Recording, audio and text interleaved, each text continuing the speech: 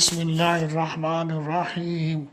آج بہت ہی دلچسپ روایت ایک آ رہی ہے، اس کو ہم بیان کرتے ہیں، اور بہت ہی نایاب روایت ہے۔ اللہ تعالیٰ میں کا صحیح مطلب سمجھنے کی توفیق عطا فرمائے کہ حضرت عبداللہ بن عمرو بن العاص فرماتے ہیں رضی اللہ تعالیٰ عنہ کہ رسول اللہ صلی اللہ علیہ وآلہ وسلم باہر تشریف لائے تو آپ صلی اللہ علیہ وآلہ وسلم کے ہاتھوں میں دو کتابیں تھیں۔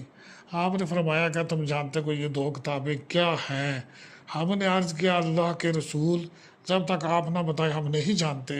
تو آپ صلی اللہ علیہ وآلہ وسلم نے اپنے دائیں ہاتھ والی کتاب کے بارے میں فرمایا یہ کتاب رب العالمین کی طرف سے ہے، اس میں جنتیوں، ان کے آباء اور ان کے قبیلوں کے نام ہیں، پھر ان کے آخر پر پورا حساب کر دیا گیا ہے، لہٰذا ان میں سے کوئی کمی بیشی نہیں کی جا سکتی۔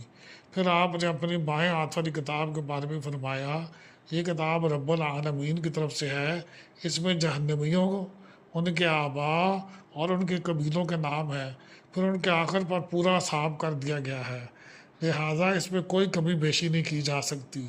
تو آپ کے صحابہ نے عرض کیا اللہ کے رسول، جب فیصلہ ہو چکا ہے تو پھر عمل کس لیے کرنا ہے؟ تو آپ نے فرمایا کہ میانہ روی سے درست اعمال کرتے رہو، کیونکہ جنتی شخص سے آخری عمل جنتیوں والا کرایا جائے گا، اگرچہ پہلے اس نے کیسے بھی عمل کیے ہوں، اور جہنمی سے آخری عمل جہنمیوں والا کرایا جائے گا، خواہ اس سے پہلے اس نے کیسے ہی عمل کیے ہوں۔ پھر رسول اللہ صلی اللہ علیہ وآلہ وسلم نے اپنے ہاتھوں سے وہ کتابیں رکھ کر فرمایا تمہارا رب بندوں کے معاملے سے فارغ ہو چکا ہے، بس ایک گروہ جنت میں اور ایک گروہ جہنم میں جائے گا۔ اس کی سند حسن ہے، ترمذی نے روایت کیا ہے اس کو۔ اللہ تبارک و تعالیٰ ہمارا شمار جنت والے جو اعمال نامے والے لوگ ہیں ان میں شمار فرمائیں، محض اپنی رحمت سے جنت میں لے کر جائیں، اور ہمیں ان لوگوں میں شمار فرمائیں کہ جو شروع ہی میں جنت میں جائیں گے۔ اللہ تبارک و تعالیٰ سے ہمیں خاص کرم فرمائے، خاص احسان فرمائے۔